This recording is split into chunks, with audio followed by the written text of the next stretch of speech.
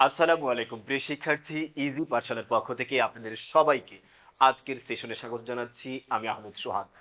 আমরা ইজি পাঠশালার বাংলা ব্যাকরণগত যে টপিকগুলো আছে সেই টপিকগুলোর ধারাবাহিকভাবে বিভিন্ন টপিক নিয়ে আলোচনা করছিলাম।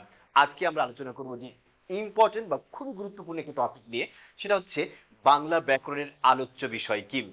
আপনাদের যদি ইজি পাঠশালার ক্লাসগুলো ভালো লেগে থাকে এবং আপনার কাছে মনে হয় যে ক্লাসগুলো গুরুত্বপূর্ণ এবং তথ্যবহুল, উপকারী, তাহলে অবশ্যই অন্যকে জানাতে ভুলবেন না। লাইক, কমেন্ট, শেয়ার এবং সাবস্ক্রাইব করে আমাদের সাথেই থাকুন। আসুন ক্লাসটি শুরু করা যাক। বাংলা ব্যাকরণের আলোচ্য বিষয় মূলত চারটি। এখানে আমরা চারটা টপিকের নাম অলরেডি লিখে রেখেছি। সেগুলো হচ্ছে ধ্বনিতত্ত্ব, আরেকটা হচ্ছে শব্দতত্ত্ব, বাক্যতত্ত্ব, আর আরেকটা হচ্ছে অর্থতত্ত্ব।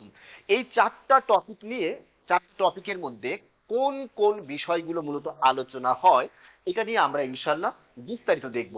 এবং মজার বিষয় হচ্ছে এই টপিকগুলোর মধ্যে, ধ্বনিতত্ত্বের মধ্যে আর কোন কোন টপিকস গুলো আসে, এগুলো আমরা অনেক সময় কনফিউজড হয়ে যাই।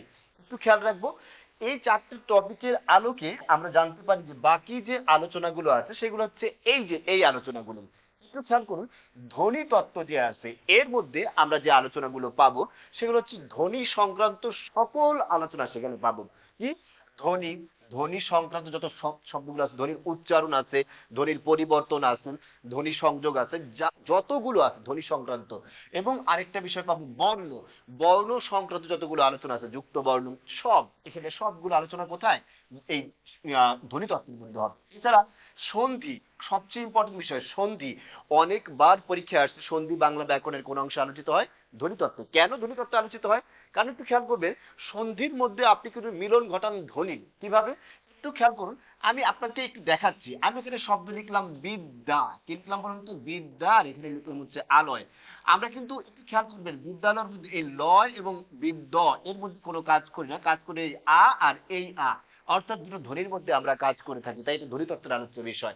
নত্য সত্য বিধান যে আছে, এটা ধ্বনিতত্ত্বের আলোচ্য বিষয়। ধ্বনির উচ্চারণ বা উচ্চারণের নিয়ম যেটা আছে, এটাও ধ্বনিতত্ত্বের আলোচ্য বিষয়। বর্ণ সংক্রান্ত যতগুলো টপিক আছে সব ধ্বনিতত্ত্বের আলোচ্য বিষয়। এরপর আরেকটা বিষয় আছে বাক্য তত্ত্ব। আমরা শব্দ তত্ত্বটাকে মাঝে রেখে দিয়েছি একটু, কেন? আমরা ট্রিক্সটা বোঝার জন্য।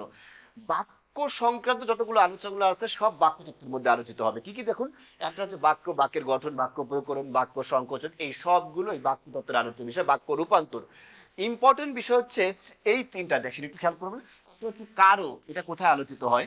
জ্যোতি চিহ্ন কোথায় আলোচিত হয়? উক্তি কোথায় আলোচিত হয়? এই তিনটা জিনিস পরীক্ষায় প্রায় এসে থাকে, এই তিনটা টপিক।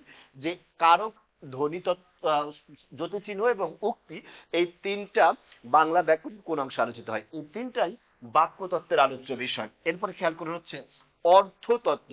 অর্থতত্ত্বের আলোচ্য বিষয় কি? অর্থ সংক্রান্ত যতগুলো বিষয় আছে, সমার্থক শব্দ, অর্থ, শব্দার্থ, গৌণার্থ, লক্ষ্যার্থ, বাচ্যার্থ, এই যে অর্থ সংক্রান্ত যতগুলো বিষয় আছে, বিপরীতার্থক শব্দ, সবগুলোই কিন্তু আপনার কি, এই দেখেন, সবগুলোই আপনার প্রকৃতপক্ষে অর্থতত্ত্বের আলোচ্য বিষয়। ইম্পর্টেন্ট বিষয় হচ্ছে বাগধারা।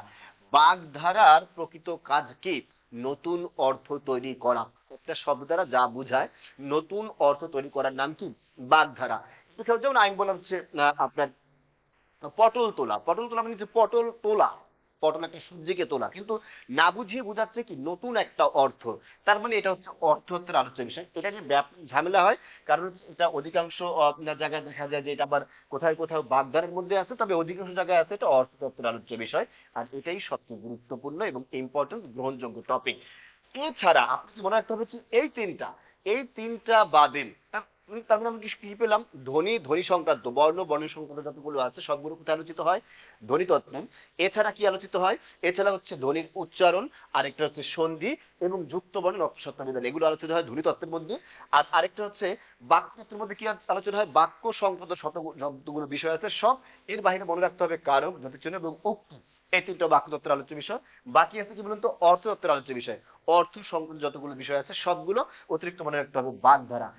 এখন খেয়াল করতে হবে তিনটা বাদে বাকি যতগুলো আছে সবগুলো টপিক আলোচিত হয় বাংলা ব্যাকরণের শব্দতত্ত্ব। তাহলে সমাস, সমাস, সমাস, তারপর আমরা উপসর্গ, অনুসর্গ, তারপর বলি প্রত্যয়, এই যে পূর্ণবাচক শব্দ, সংখ্যাবাচক শব্দ, এই সকল শব্দগুলো ক্রিয়ার কাল, এগুলো সব কোথায় আলোচিত হয় বলুন তো?